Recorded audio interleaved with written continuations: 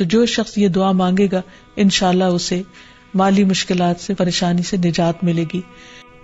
اسی طرح ہم دیکھتے ہیں کہ نبی صلی اللہ علیہ وسلم اپنے بستر پر جا کر جو دعائیں رات کو سونے سے پہلے پڑھتے،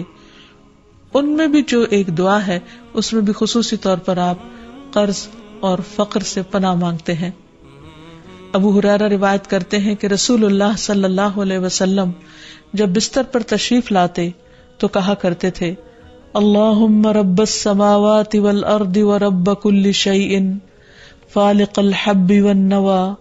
ومنزل التوراة والانجیل والقرآن اعوذ بک من شر ذی شر انت آخذ بناصیتہ انت الاول فلیس قبلک شیء وانت الآخر فلیس بعدک شیء وانت الظاہر فلیس فوقک شیء وانت الباطن فلیس دونک شیء اقض عنی الدین واغننی من الفقر۔ اس کا ترجمہ ہے، اے اللہ ساتوں آسمانوں اور زمین کے رب اور ہر چیز کے رب، دانے اور گٹلی کو چیرنے والے،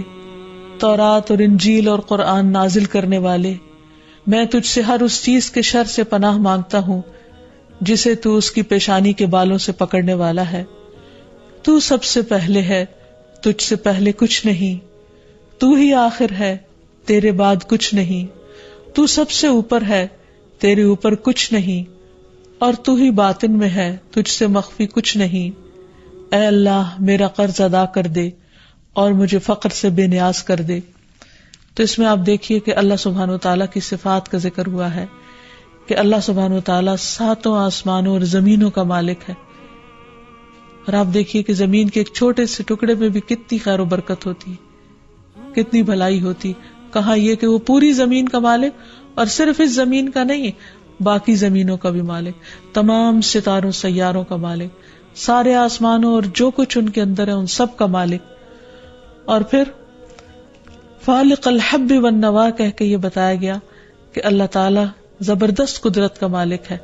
وہ زمین کے اندھیروں میں بیج اور گٹلی کو پھاڑتا ہے اور اس سے بہترین پودے نکالتا ہے جس میں انسان کے رزق کا سامان ہے،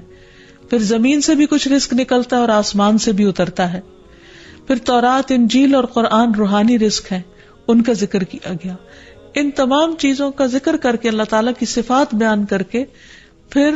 ہر چیز کے شر سے پناہ مانگی گئی جس کا کنٹرول اللہ کے ہاتھ میں ہے، اور پھر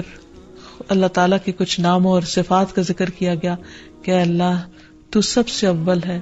اور تو ہی سب سے آخر ہے، نہ کوئی تجھ سے پہلے ہے اور نہ کوئی تجھ سے بعد، یعنی سب چیزیں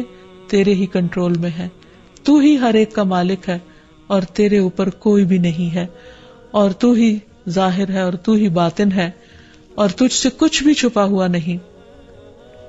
اور یہ ساری صفات ذکر کر کے آخر میں کیا فرمایا کہ تو میرا قرض ادا کر دے اور جو مجھے فقر سے بے نیاز کر دے۔